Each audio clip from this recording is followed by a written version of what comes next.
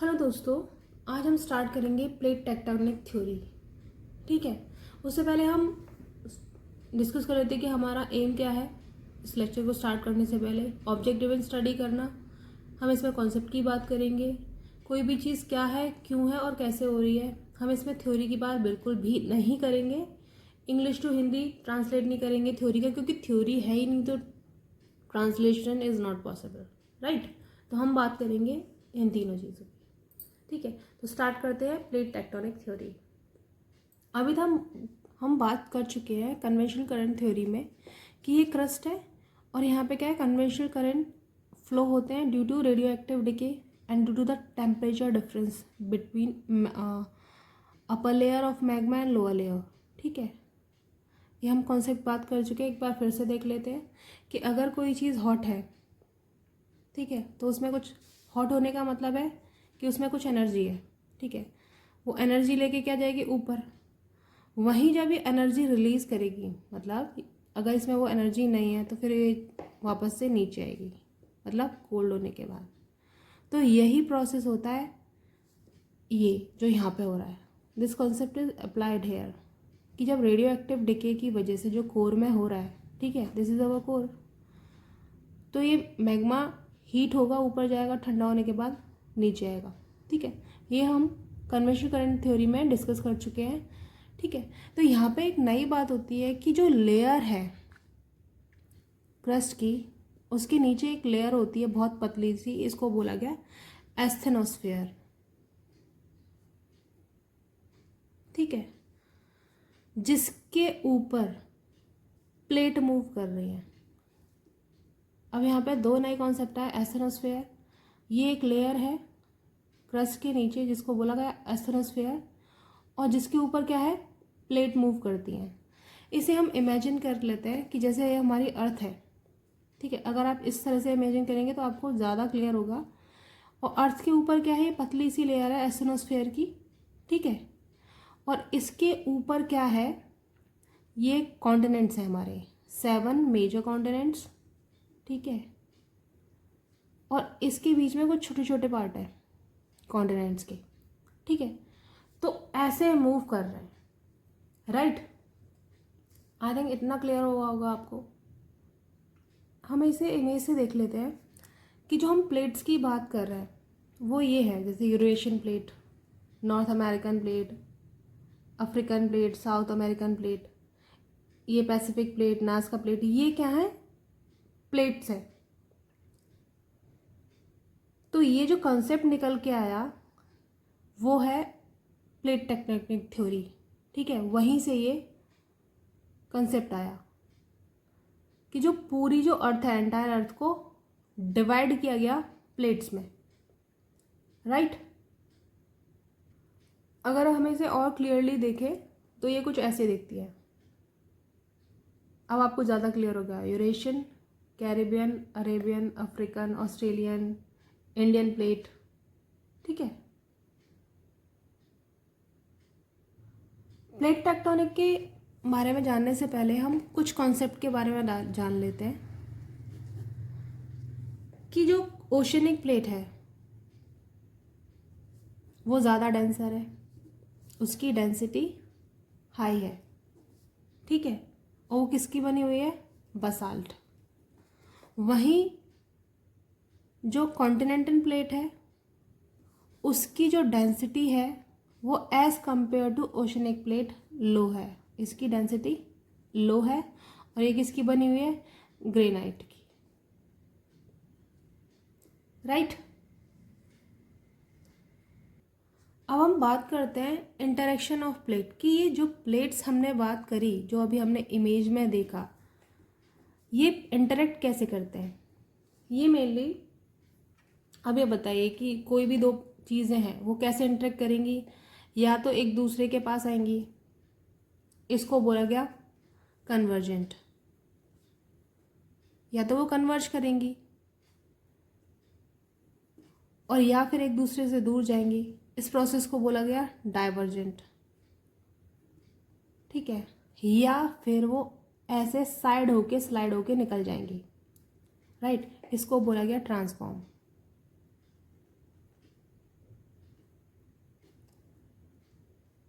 Right. तो जो plate का इंटरेक्शन है वो 3 तरीके से हो रहा है, कन्वर्जेंस, डाइवर्जेंस एंड ट्रांसफॉर्म। इन्हीं को अब हम डिटेल में पढ़ते हैं। सबसे पहले हम बात करेंगे डाइवर्जेंस की। ठीक है, डाइवर्जेंस में क्या होता है, क्रिएशन। अब क्रिएशन होता कैसे है ये हम जान लेते हैं। पहले बात करते हैं ओशन की। ठीक है, ओशन में क्या हो रहा है कि हमें पता है कि ये क्रस्ट है और यहाँ से मैग्मा बाहर आता है। ठीक है, तो क्या बनाता है, वॉल्केनिक माउंट्स बनाता है। उनको बोला गया मिड ओशनिक रिज। ठीक है, तो यहाँ पे क्या है, क्रिएशन हो रहा है, कुछ बन रहा है, राइट। तो इसका जो एग्जाम्पल ले लेते हैं हम, मिड अटलांटिक ड्रेज। ये साथ के साथ लिखते जाइए क्योंकि ये चीज़ें आपको इस तरीके से लिखी हुई नहीं मिलेंगी। बुक में थ्योरी दे रखी है बहुत थोड़ा डिफिकल्ट लैंग्वेज में, तो अगर आप इसको अब एक चार्ट पेपर पे बना के, एक पेज पे बना के उसको फिर थ्योरी को पढ़ेंगे तो आपको सारी चीज़ें क्लियर हो जाएंगी। ठीक है, तो कॉपी और पेन लेके बैठिए और साथ के साथ लिखते जाइए। अब यही प्रोसेस कॉन्टिनेंट में क्या हो रहा है कि कॉन्टिनेंट में यहाँ पे ये क्रस्ट है, ठीक है, और यहाँ पे क्या है, मैग्मा है, हॉट मैग्मा, और यहाँ पे कन्वेक्शन करंट फ्लो कर रहा है, ये अभी हम पढ़ते हैं। तो उसकी वजह से क्या हो रहा है, ये जो लेयर है ये पिघलती जाएगी, सबडक्ट होती जाएगी। ठीक है, तो इसकी वजह से इस तरीके का फॉर्म ले लेगी। ठीक है, ये यहाँ पिघल जाएगी इतनी, तो ऐसे करके इसको बोला गया रिफ्ट वैली। इसको बोला गया रिफ्ट वैली। इसका जो एग्जाम्पल है वो है अफ्रीकन रिफ्ट वैली।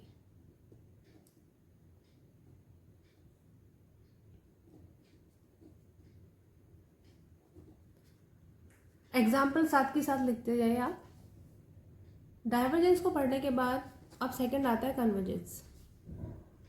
कन्वर्जेंस में मेनली 3 प्रोसेस होते हैं। ठीक है, कन्वर्ज का मतलब होता है इस तरीके से प्लेट्स का पास आना। अब वो कॉन्टिनेंट की भी क्रस्ट हो सकती है, कॉन्टिनेंट ओशन भी हो सकता है, ओशन। इसमें हम 3 प्रोसेस के बारे में पढ़ेंगे कि जब कॉन्टिनेंट जब क्रस्ट पास आती है तो क्या होता है, जब कॉन्टिनेंट ओशन क्रस्ट पास आएगी तो क्या होगा, ओशन होगी तो क्या आएगा। ठीक है, तो सबसे पहले हम पढ़ते हैं इसको। ठीक है, तो कॉन्टिनेंट में क्या हो रहा है, इसमें बनती हैं फोल्ड माउंटेन्स। क्या बनती हैं, फोल्ड माउंटेन्स। अब वो कैसे बनती हैं वो हम बात करेंगे, और इसका एग्जाम्पल लिख देते हैं हिमालयाज। ठीक है, अब हिमालयाज बने कैसे, यहाँ पे अभी हमने प्लेट्स की बात की थी, ये है यूरेशियन प्लेट, यूरेशियन प्लेट, और ये हमारी इंडियन प्लेट।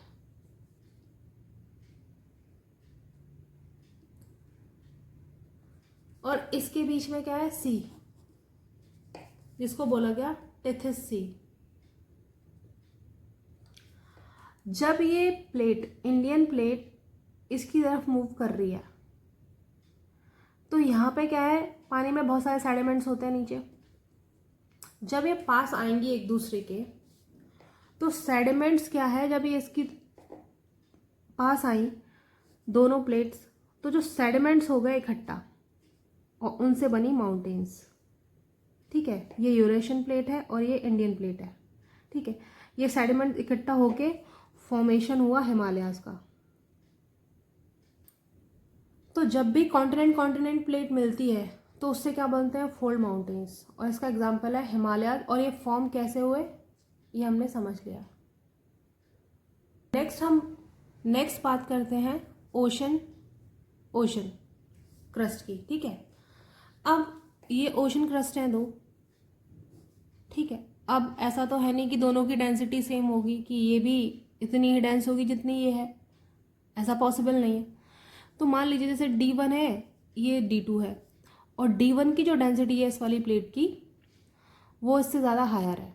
तो जिसकी डेंसिटी ज़्यादा होगी, जिसके पास सामान ज़्यादा होगा, वो नीचे जाएगी। ठीक है, तो इसमें क्या होता है,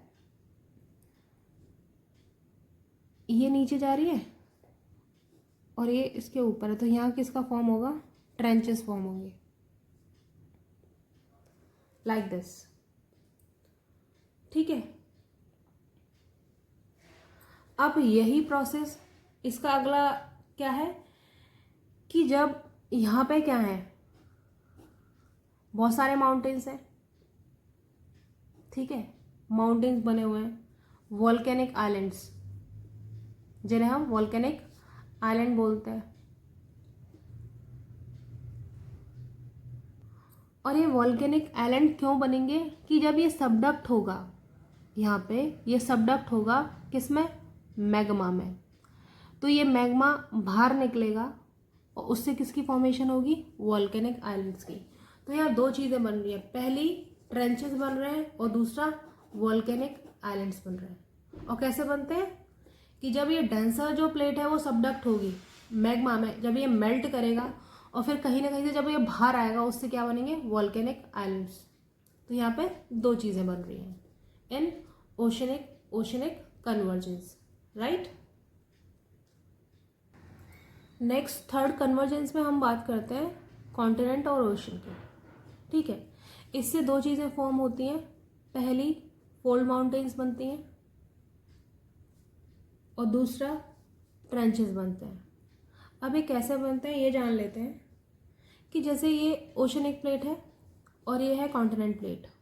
ठीक है, अब हमने पता था कि हम पहले बता चुके हैं कि जो ओशनिक प्लेट है वो किसकी बनी होती है, बसाल्ट की, और ये किसकी बनी होती है, ग्रेनाइट की।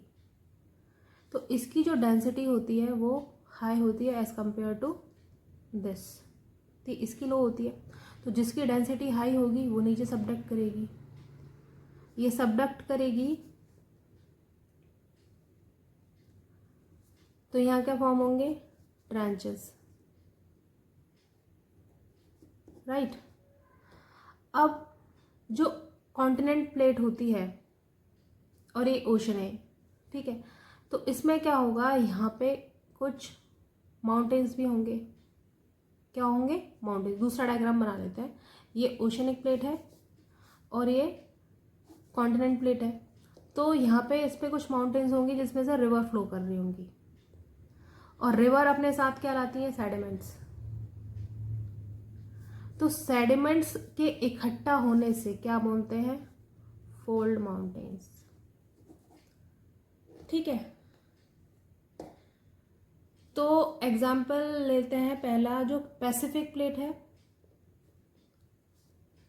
पैसिफिक प्लेट और नॉर्थ अमेरिकन जो प्लेट है उनके मिलने से बनते हैं रॉकी माउंटेन्स। और वही अगर हम बात करें तो नाज़का प्लेट है, नाज़का प्लेट और साउथ अमेरिकन प्लेट को मिलने से बनते हैं एंडीज माउंटेन। ठीक है, ये जो है दोनों क्या है, फोल्ड। अगर ये नाम आए एग्जाम में कि ये कौन से है कि माउंटेन्स, तो ये फोल्ड माउंटेन्स है दोनों। और ये किस प्रोसेस से बने हैं, कॉन्टिनेंट ओशन कन्वर्जेंस से, right. I hope this is clear to you. अब यहाँ पे हम एक और कॉन्सेप्ट के बारे में बात कर लेते हैं कि जो फोल्ड माउंटेन्स हैं, हिमालयाज भी फोल्ड माउंटेन है। ठीक है, तो इसमें क्या है, हम सुनते रहते हैं कि अर्थक्वेक बहुत आते हैं, राइट। क्यों, क्योंकि कन्वर्जेंस की वजह से जब दो प्लेट कन्वर्ज करती हैं, एक दूसरे के पास आती हैं, तो इससे क्या है, एनर्जी रिलीज होती है। एनर्जी रिलीज होती है और वो किस फॉर्म में होती है, अर्थक्वेक के फॉर्म में। तो that's why Himalayas prone to earthquake, right. Last आता है ट्रांसफॉर्म। ट्रांसफॉर्म में क्या था कि दो प्लेट्स ऐसे पास हो रही है, ठीक है, साइड से। इसमें क्या होता है, जब दो प्लेट साइड से पास होंगी तो एक दूसरे में थोड़ा फ्रिक्शन होगा। इसकी वजह से क्या होता है, ना तो इसमें क्रिएशन होता, ना तो कुछ चीज़ बन रही है, और नो डिस्ट्रक्शन, ना ही कोई कुछ डिस्ट्रक्शन होता। ठीक है, लेकिन इसमें होता क्या है, डिफॉर्मेशन। इसमें जो होती है फॉर्म चेंज हो जाती है, लेकिन क्रिएशन और डिस्ट्रक्शन नहीं होता। इसमें क्या होता है, डिफॉर्मेशन एंड ट्रांसफॉर्म प्रोसेस। तो हम समराइज कर लेते हैं। अभी हमने क्या क्या पढ़ा, प्लेट टेक्टोनिक थ्योरी पढ़ी, ठीक है। उसमें जो तीन, कन्वर्जेंस, डाइवर्जेंस एंड ट्रांसफॉर्म, ये तीन प्रोसेस पढ़े, ठीक है। कन्वर्जेंस में क्या हो रहा है, डाइवर्जेंस में जो तीन है, continent, continent, continent, ocean and ocean, ocean, इनसे क्या हो रहा है, और ट्रांसफॉर्म में क्या होता है। तो यहाँ पे हमारी प्लेट टेक्टोनिक थ्योरी पूरी कवर होती है। I hope this is clear to you. और अगर आपको ये चैनल कैसे पढ़ाया जा रहा है, ये तरीका पसंद आ रहा है, तो please subscribe my channel, share with your friend, comment in the comment section if you find any problem regarding this lecture, क्योंकि मुझे उससे पता चलेगा कि जो मैं पढ़ा रही हूँ उसमें आपको प्रॉब्लम आ रही है, तो मुझे वो जानना ज़्यादा ज़रूरी है। तो please subscribe my channel. Thank you, see you soon.